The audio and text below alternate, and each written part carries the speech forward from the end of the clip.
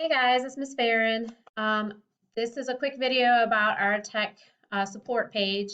So if you have a problem, I just need you to complete this form for me. If you notice down here, we're asking you for both your an email address and a phone number we can reach you at. Can y'all please do me a favor? If you are putting in an email address or a phone number that you can be reached at, please make sure that you're checking that. I have a lot of students that are submitting work for me and asking for help, but then they're never responding to me to tell me either it's fixed or to respond to me to tell me if my suggestions fix your problem.